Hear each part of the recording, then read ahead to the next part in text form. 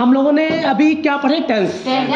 Tense से जो हम लोग वाक्य बनाते हैं उनको सिंपली क्या बोलते हैं? Active voice. अच्छा, अब इन एक्टिव सेंटेंसेस को हम क्या कुछ और बदल सकते हैं? किसमें?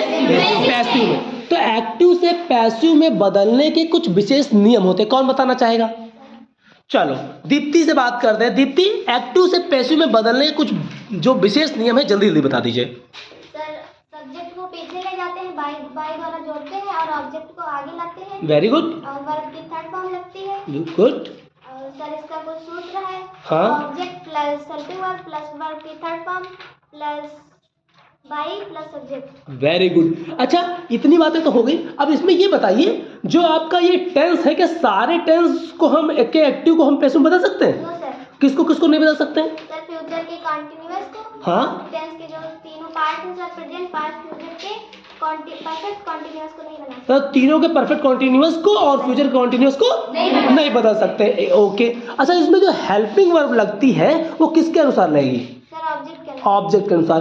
तो अच्छा, बता सकते हैं आपको अलग अलग टेंस में कौन कौन सी हेल्पिंग वर्ब होंगी? सर, प्रेजेंट के इंडेफिनिट में इज एम आर लगेगा। ठीक है। और प्रेजेंट के कॉन्टिन्यूअस में इज एम आर के साथ बीइंग लगेगा। Very good. और प्रेजेंट के परफेक्ट में हैज और हैव लगेगा। और हैज और हैव और सर उसमें बीइंग लगेगा उसके साथ। बीन लग जाएगा, ठीक है।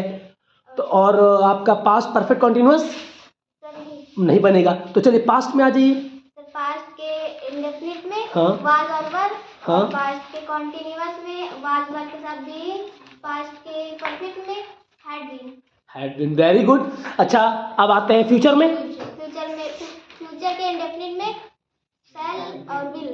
अच्छा। और सर, फ्यूचर के कॉन्टिन्यूअस नहीं बनेगा। ठीक तो है। फ्यूचर के परफेक्ट में शैल हैव बीन और sir will have been. Okay. तो आपने कुछ सारे टेंसेस तो आपने बता दिए बदलेंगे कैसे। अच्छा, हेल्पिंग वर्ब हो गया, वर्ब की थर्ड फॉर्म होगी। अब ये बताइए, जो सब्जेक्ट और ऑब्जेक्ट आपस में बदलते हैं, तो सब्जेक्टिव केस को अगर ऑब्जेक्टिव केस में ले जाएंगे तो वो कैसे बदलते हैं? कुछ बताएंगे? कुछ एक आधे उदाहरण बता दिए।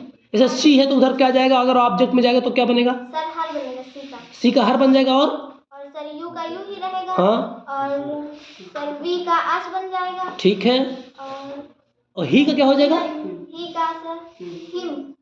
ही का हिम हो जाएगा कि हिज हो जाएगा? सर, हिम हो जाएगा। ही का हिम। अच्छा, चलो गुड। अगली बात, तो ये आपने सब्जेक्ट ऑब्जेक्ट बदल लिए।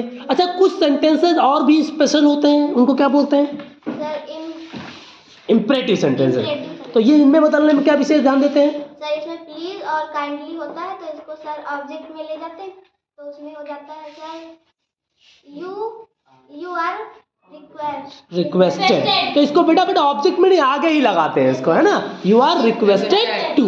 तो ये लगभग सारे नियम इन्होंने बता दिए दीप्ति ने कि एक्टिव से पैसिव में बदलने के लिए हम किन का उपयोग करते हैं। ठीक है, तो एक बार जोरदार ताली बजा दीजिए भाई दीप्ति के लिए।